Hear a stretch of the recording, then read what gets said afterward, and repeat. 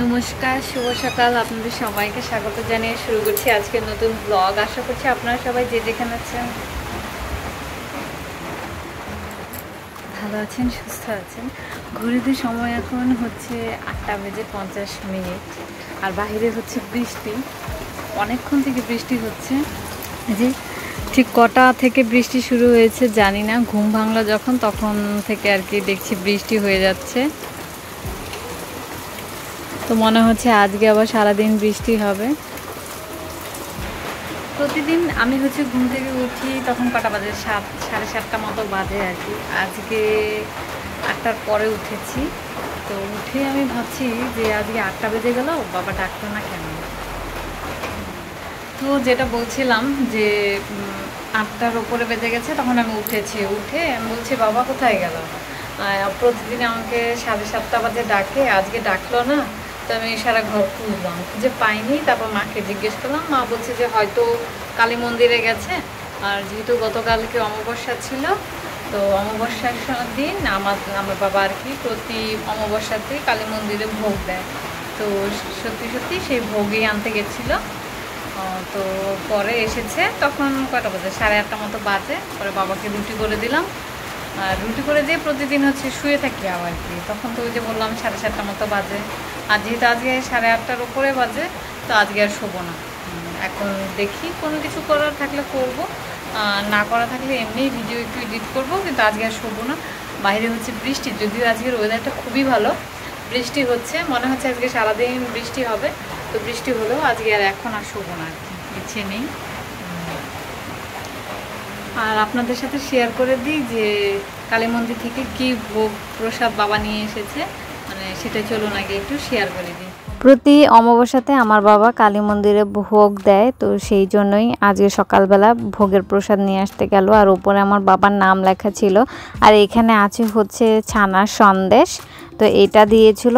আর সঙ্গে হচ্ছে ভোগের যে খিচুড়ি প্রসাদ হয়, মন্দিরের যে পুরোহিত কর্তাবাবু আছে উনি আমাদেরকে সব সময় প্রসাদ দিয়ে দেয়, খিচুড়ি প্রসাদ। আর হচ্ছে ফলমূলও দেয়। তো ভোগের প্রসাদ হচ্ছে বাকি সবাই খেয়েছে, কারণ ছানা সন্দেশ যেহেতু আমি খাইনি, তো প্রসাদ আমি খাইনি। খিচুড়ি প্রসাদ একটু খাবো ভেবেছিলাম, কিন্তু কালকে রাত মানে অনেক যেহেতু গরম পড়েছিল, সে কারণে খিচুড়ি প্রসাদগুলো একটু গন্ধ গন্ধ হয়ে এসেছিলো, সেজন্য আর খাওয়া হয়ে ওঠেনি। তো আমি ভাতই খেয়ে নিয়েছি। কালকে রাত্রেবেলা মা কি বুঝে অনেকগুলো ভাত রান্না করলো, তো আমি ভাত খেয়ে নিয়েছি। আর ভাত খেয়ে এসে এখানে চলে এসেছি হচ্ছে আজকে ঘরের কাজ করতে। প্রতিদিন এই কাজটা বোনাই করে, মোছামুছির কাজ।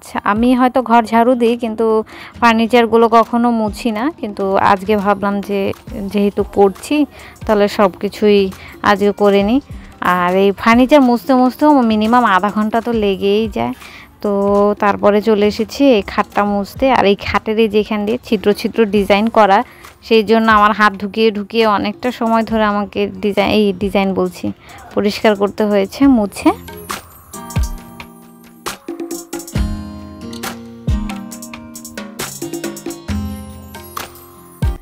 এখানে আমাদের বেশ কিছু ছবি আছে। এটা হচ্ছে আমার ছবি, এটা আমার বোনের ছবি, এটাও আমার ছবি।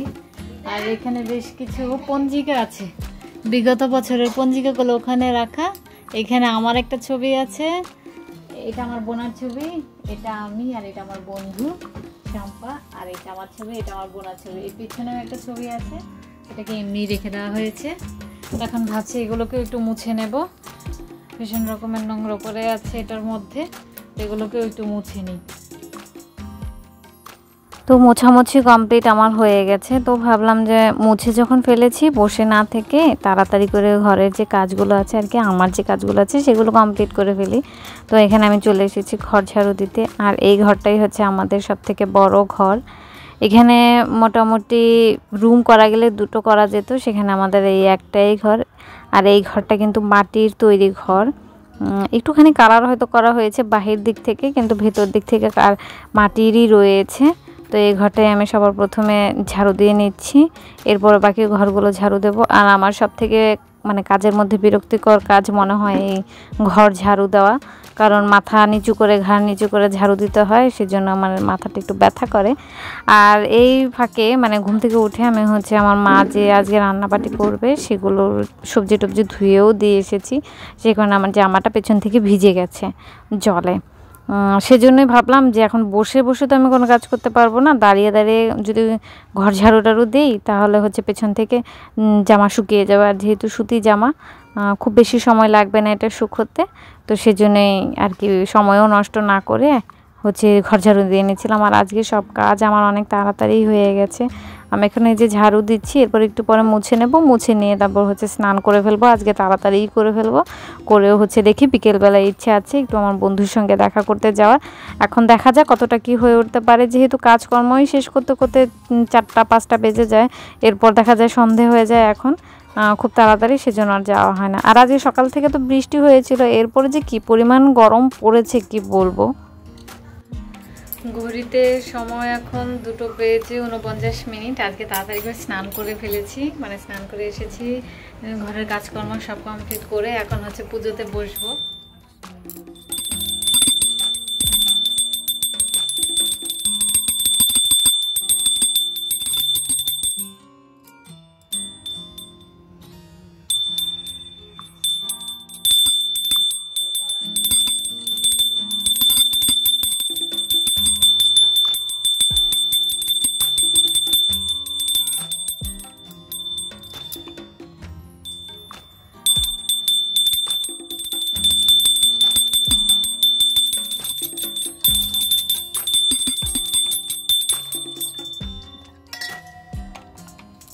পুজো শেষ করে চলে এসেছি খেতে। আর আজকে মা রান্না করেছে, এখানে হচ্ছে বেগুন আছে, বেগুন, চিংড়ি মাছ আর আম দিয়ে একটা টক রান্না করেছে। এখানে রান্না করেছে হচ্ছে ইলিশ মাছ দিয়ে কচু দিয়ে একটা তরকারি, আর এই তরকারিটা খেতে ভীষণ রকমের টেস্টি হয়েছিল। আর এখানে হচ্ছে শিং মাছের তরকারি করেছিল বাবার জন্য, এখান থেকে দাদাও খেয়ে নিয়েছে কিছুটা আর কি, সেজন্য অল্প পড়ে আছে। আর এখানে রান্না করেছে হচ্ছে এটা কি বলে, লাউ দিয়ে আর চিংড়ি মাছ দিয়ে বাবার জন্য তরকারি, আর আছে ভাত। এখন জলদি জলদি করে খেয়ে নিই। ঘড়িতে সময় এখন 4:00। এখন একটু বোনার সঙ্গে বেরোচ্ছি, বোনা চলে যাবে, আমি আমার বন্ধুর সঙ্গে একটু আড্ডা মারতে যাবো আর কি, এই হচ্ছে কাহিনী। তো বোনার সঙ্গে একেবারে বেরোচ্ছি, ও হচ্ছে কলমও কিনবে, সেজন্য বলেছে আমাকে নিয়ে যাবে। আমি ভাবলাম যে পরে না গিয়ে তাহলে এখনই চলে যাই, তো সেজন্য এখন বেরোচ্ছি, হচ্ছে তাই না। এই যে বোনা আর আমি যাচ্ছি এখন। কোথায় যাচ্ছি? আমি পড়াতে যাবো, আর ও যাবে হলো বাজারে। আমি একটু ঘড়িতে সময় এখন 7:37। তো বন্ধুর সঙ্গে দেখা করতে গিয়ে বেগুনি আর আলুর চপ খেয়েছিলাম, এখন বোনা এসে বিস্কিট খাচ্ছে, চপ্পর চপ্পর করে খাচ্ছে, আর আমাকে এনে দিয়েছে কলা। তো আমি এখন এই কলাটাই টোস্ট বিস্কুট চপ্পর চপ্পর করে খেতে হবে, এটা রাখতে হবে। আমাকেও দিয়েছে, আমি খাইনি। আর আমার মা ওই যে ওখানে বসে বসে পান খাচ্ছে, আমার মা খুব পান খাচ্ছে। তো এখন একটু গরম লাগছে, এই মাত্রই মা ফ্যান ছেড়েছে, আমি মাকে বলেছি ফ্যান বন্ধ করতে, এখন আবার আমারই গরম লাগছে, এখন আমার মা আমাকে ধরে থাপড়াবে। ঘড়িতে সময় এখন 8:20। তো কোনো কাজ পাচ্ছিলাম না বলে একটু মেহেদি নিয়ে বসেছিলাম। আর এই যে এটা কি করেছি আমি জানি না, এখন আমার দেখে নিজেরই একদম বিচ্ছিরি লাগছে, ভাবছি ধুয়ে আসি, একদম পছন্দ হচ্ছে না, উল্টাপাল্টা কি দিয়ে রেখেছি।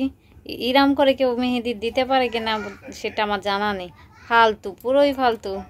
নিজের উপরে এখন আমার মেজাজটা খারাপ হয়ে যাচ্ছে এই ডিজাইন দেখে। এখন বাজে 9টা, বাবাকে রুটি দেবো, তাই বোনাকে আমি সঙ্গে নিয়ে এসেছি, এসে দেখি আমার মা এখানে বসে আছে। তো বোনাকে সঙ্গে নিয়ে এসেছি, আর ওখানে গিয়ে দেখি আমার মা ওখানে বসে বসে টিভি দেখছে। তখন আগে ফ্রিজ থেকে রুটি নিতে হবে। কি তরকারি? এতে হচ্ছে রুটি আছে। এখানে আমার মা সকালবেলায় যখন রুটি বানায় একটু বেশি করে রুটি বানিয়ে রাখে আর কি, যাতে রাত্রেবেলা আর রুটি বানাতে না হয়। তো এখান থেকেই 2টো রুটি রাখবো, রেখে ভেজে দেবো। হয়ে গেছে বাবার জন্য 2টো রুটি ভাজা। আর আজকে যে এই তরকারিটা রান্না করেছিল, এই তরকারিটা নাকি বাবা খায়ই নি, তো সেই জন্য এখন একটু বেশি করে দেওয়া হলো। এই তরকারি দিয়ে বাবা রুটি খেয়ে নেবে। বাহির থেকে অনেকক্ষণ হয় চলে এসেছি, জামাটাও ছেড়েছি কিছুক্ষণ হয়, কিন্তু গোছানো হয়নি। তো এখন ভাবলাম যে উঠেছি যখন বিছানা থেকে, তাহলে জামাটাও একটু গুছিয়ে নিই।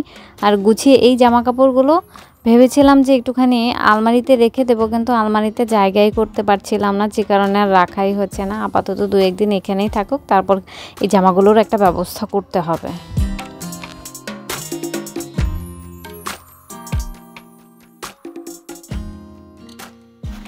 সেদিনকে দিব্যু আসাতে গাছ থেকে এই যে আমড়াটা পেরেছিলাম, ঘরে এনে এমন জায়গায় রেখেছি যে নষ্ট হয়ে গেছে। এটাকে আর খাওয়াই যাবে না, ফেলে দিতে হবে। এখন খারাপ লাগছে, দিব্যুকেও দিলাম না। দিব্যুকে দিয়েছিলাম 3টে পেরেছিলাম, 2টো দিব্যু নিয়েছে, একটা রেখে গেছে, আর একটা রেখে গেছে, আর এটা নষ্টই হয়ে গেল। ভাত খেয়ে চলে এসেছি, আর পেটটা এত ভর্তি হয়ে গেছে কি বলবো। বিকেলবেলা যখন বন্ধুর ওখানে যাই তার আগে খেয়ে গেছি। মানে খেয়ে গিয়ে ওখানে আমার বন্ধু বলছে চলো কিছু খাই, চলো কিছু খাই। খেতে গিয়ে ওখানেও আবার পেটটা ড্রাম হয়ে গেছে।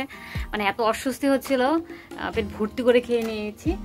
আর বন্ধুর সঙ্গে একটা প্ল্যানিংও করলাম, দেখা যাক কালকে হয়তো আমরা কোথাও যেতেও পারি, সেটা এখন কালকেই বলতে পারবো। এখন আমি বলেছি আমি বাড়ি গিয়ে রাত্রেবেলা জানাচ্ছি, তো ওকে জানিয়ে দিয়েছি। এখন দেখা যাক কালকে প্ল্যানিংটা সাকসেসফুল হয় কি না হয়, সেটা কালকেই বোঝা যাবে। আবার কালকে আমরা একটু ভাবছি দিব্যুদের বাড়িতেও যাব।